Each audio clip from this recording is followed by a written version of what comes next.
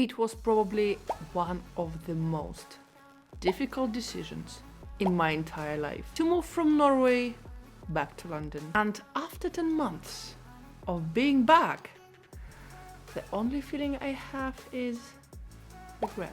So today, guys, I want to talk to you about why it was such a bad idea to move back to London now, and especially move back from a country like Norway. But before we start, I want to say a huge thank you to iTalki platform. This is language learning platform. Guys, I noticed that as more languages you know, as more opportunities you have in life, more travels you have. Currently, I'm learning French. I was looking for a native speaker, teacher. First, I needed to be online, very important. Second, I needed to be flexible so I can study my new language from anywhere I am in the world.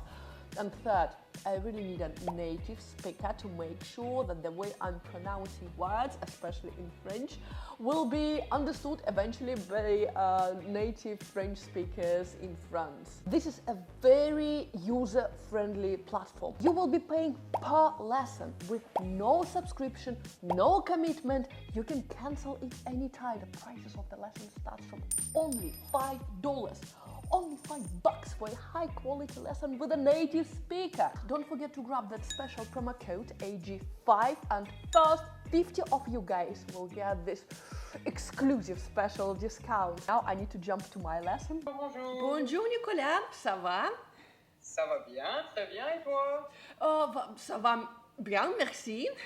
à la banque, à la boulangerie. Thank you so much, iTalki, again for sponsoring this video. Well, I ended up to buy a package of 90 minutes, 5 lessons for just like $130, which is insane for this amount of lessons and this amount of information. And please join me in this exciting journey of learning a new language.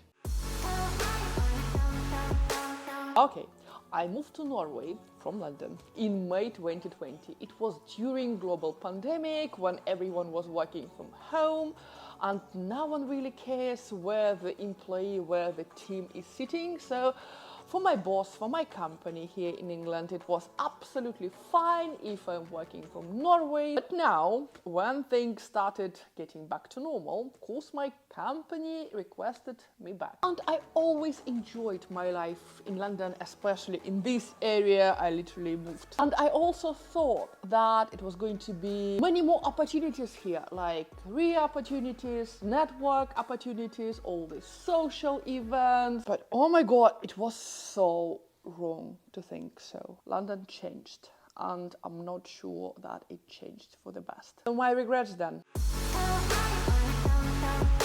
My regret number one, and I miss so much the quietness of Norway. Goodbye my deep and sound nice sleep.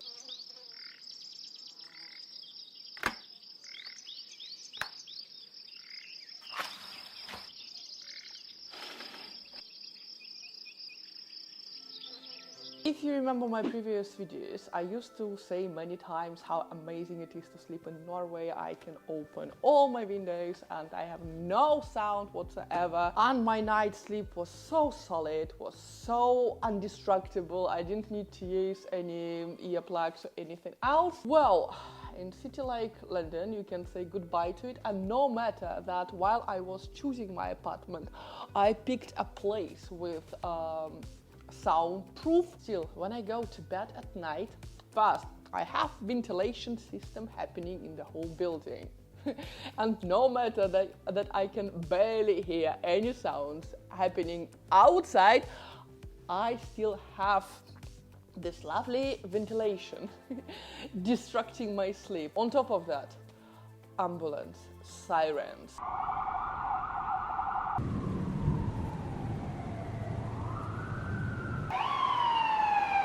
On top of that, you know, central London, which is constantly building, everything is under construction here, and this lovely construction job, I don't know, maybe they employed Norwegians, but for some reason they start doing these noisy, super loud things starting from 8 in the morning until 11 Daytime. If you're coming to London any soon, guys, please take earplugs with you. Totally sleep savers, and I have no idea how I can sleep in a city like London without using these little guys. Anyway, goodbye decent sleep.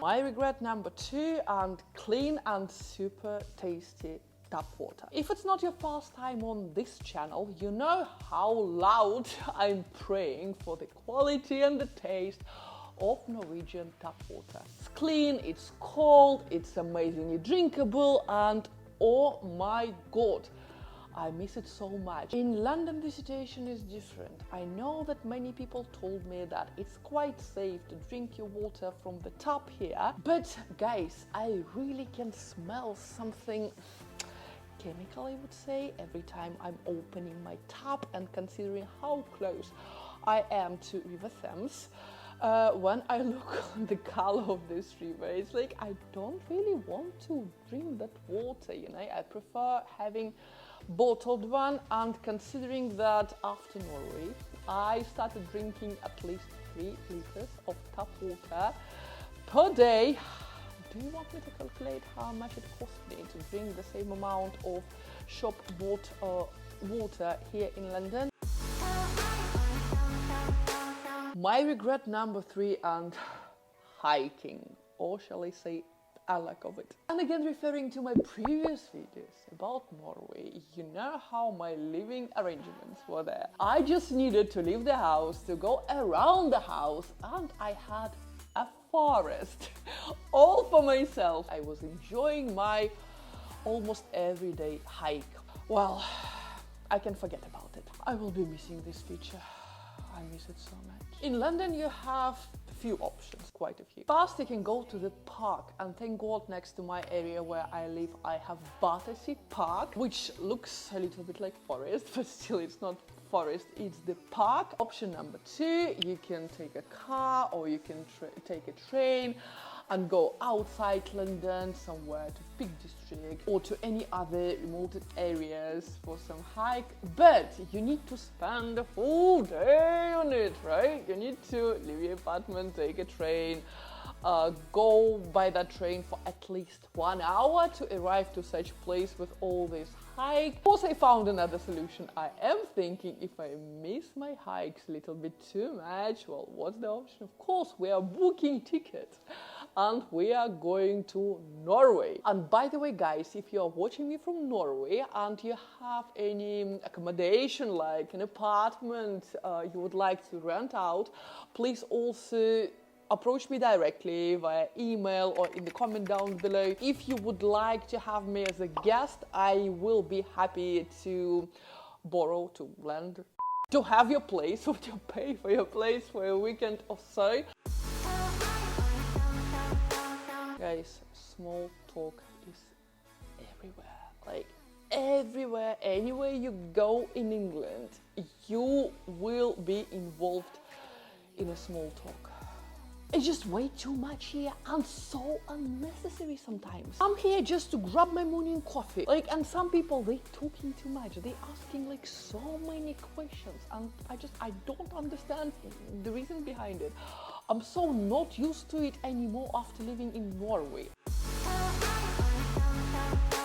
My next regret, and the lifestyle people have in London. Don't get me wrong, but I have a feeling that the society here, they're very brainwashed consumers. Sometimes here I feel like people are forced to buy all these things they don't really need, like extra clothes or extra shoes. And the reason is, as soon as you go out, you have all these billboards, you have all these shops with sales discounts, and especially the girls, they're wearing all these different clothes all the time, following the trends, following fashion, all these magazines. After 3 years in Norway, I became sort of typical Norwegian. I need just a few pairs of trainers, my comfortable jeans, a few t-shirts, and a few sweaters.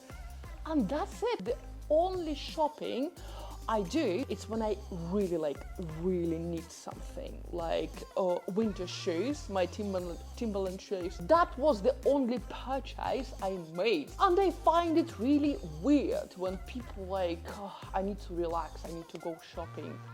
What? Moving to my next regret. Okay, let's start with stability. In Norway, if you have your job, you will be well off. You will be absolutely fine. And if you start struggling financially, like really struggling, the government will usually jump in and help you. In England, and especially in London, I really see people suffering. And if you see what sort of professions are going on strike, guys, this is scary. We have drivers, public transport drivers on strike, we have doctors on strike, we have teachers on strike, we have all these essential professions going on strike now and struggling to pay for their rent, to pay for their food, to pay for increased prices of electricity. Guys, this is wrong. This is totally wrong. About healthcare institution now, both countries, Norway and the UK, saying that healthcare system is free here. In Norway, once I used healthcare services, I dislodged my elbow while snowboarding. I came to the hospital and everything was done for free. Initial appointment, x-ray, painkillers, all these medications to remove my pain, and also they put the elbow back. In England, the situation is also similar to Norway. They're saying that healthcare is free, but a part of my salary, every single month, I'm paying for national insurance. £288.99 out of my salary to cover national insurance. In total, that in 4 years, I personally paid £13,871.52. But my question is now, in England we have this situation now that healthcare workers, especially nurses, they have scheduled strikes. I've never heard that in Norway any professionals, and especially like medics or healthcare service representatives, professionals, would go on strike. Yes, if I'm wrong, please correct me in the comments down below. I'm just giving you the facts and how's the situation happening. Everything seems way more expensive as it used to be back in 2020. Starting from coffee, which used to be £2.8 back in 2021, now the same coffee costs about 3.6, 3.8, depending on the place you are getting it. It's a well-known fact proved by The Guardian in their article that food prices in the UK increased by 19%. 19%. I can clearly see all these changes, but wait, listen to it. When I moved to this apartment in September 2022, my electricity bill was £72. Starting from March 2023, attention, £269 every single month. I understand you're going to tell me that it's happening globally and the prices are increasing, but as far as I know, in Norway, the government is trying to support its citizens and contribute in these expenses in vital things like heating, electricity, gas and stuff like that. Also in Norway, I was talking to my friends and their salaries were increased to match the inflation which is happening now. What's happening in the UK? Guys, I'm working for the company I'm working for here in England for 4 years, and since 2019 I never ever saw my salary increase. Never. And here my question to you guys living in the UK and especially in London, if you're watching me, what happened to your salary? Is your company trying to match these waves of inflation? Did you get any relevant rise of your salary? Please let me know in the comments down below.